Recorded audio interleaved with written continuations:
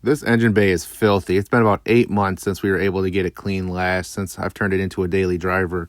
So we got to get all that dirt and dust and road grime out of there before the first car show of the season, so I'm not too embarrassed by it. So let's get right into it. The first thing you want to do is cover up any of the parts that you don't want to get wet. So any type of electrical connectors or any type of your intake cone, just stuff you don't want to get wet. Then the next thing you want to do is just pre-rinse it with a pressure washer. You want to keep it on a lower pressure and keep the water and pressure washer moving so that you're not over soaking. And the next thing, we're going to take some engine degreaser and some brushes and really agitate the engine degreaser in there to get all that grime out of it. You can use whatever engine degreaser you like to use. I just use the cheaper stuff I get at Walmart. It works great. It's highly concentrated and it gets it clean. For brushes, I like to use the smaller detail brushes. The brushes I'm using in this video I got off Amazon. I'll leave a link in the description for you. The smaller detail brushes work great because it allows you to get into the smaller tight areas and also lets you get a lot more details cleaned. And then once you get the engine bay all clean the way you like it, it's time to rinse.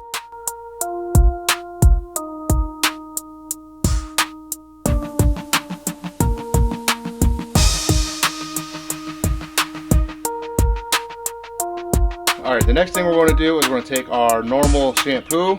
I'm just using the Vash Premium Soap shampoo soap and the Suds Lab foam cannon, and we're just going to get all this as foamy and soapy as we can. I don't know if I can actually recommend the Suds Lab foam cannon. It got the job done, just not the expectations that I had for it.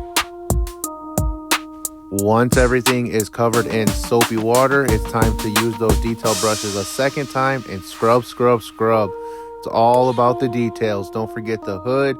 Don't forget the engine bay. And also, it always helps better when you have a second or third person to help you out. So this is my son. He wanted to help us out. He wanted to get in the video. So I said, sure. Got to teach him some little bit around the engine bay. All right, once we got the soap kind of baked in and getting it agitated, now we're going to rinse it off for a third time. I know there's a lot of controversy on cleaning your engine bay this way, but I've been doing it this way for a long time and never had an issue with it. It works great for me. As long as you keep the water moving and you're not just drenching one area, it's typically not too bad. Once you get that third and final rinse, it's time to dry it. I always try to dry as much as I can. That way, if water did get into areas that's not good, you get it dried out and you don't have to worry about it. Once everything is dried, then we start the car to finish the drying process.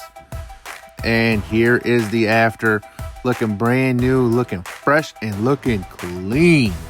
Next up is the interior. I really wish my audio wouldn't have screwed up, but in the interior we used the Armor All Oracle Red Bull Racing Edition interior cleaner and also their protectant wipes. They worked a lot better than I thought they would. They were a bit pricey for something to pick up at a big box store, but I can't complain because they did work great. And now we're about 2 weeks out from when I did this, and everything still looks fresh and clean and shiny. So I wouldn't be afraid to pick them up. They were actually pretty good.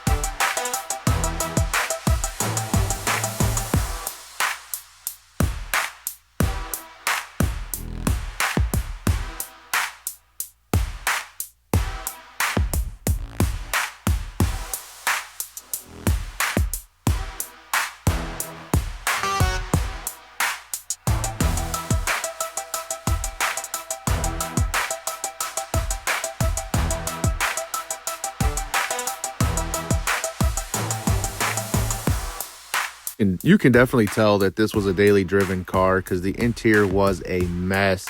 Luckily, the beautiful wife helped me with some of it while I did the filming, and then she started filming while I cleaned the driver's side.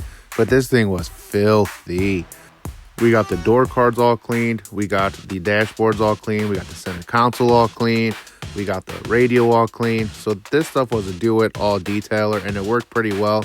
It got a lot of stuff clean, no streaks on it. Definitely A+ recommend for this stuff. Next up is the protectant wipes. It looks just like a disinfectant wipe. These types of wipes have been out for years, but they work great. Here's a half and half side-by-side comparison of what it looks like, how shiny it is versus the dull finish from the UV rays.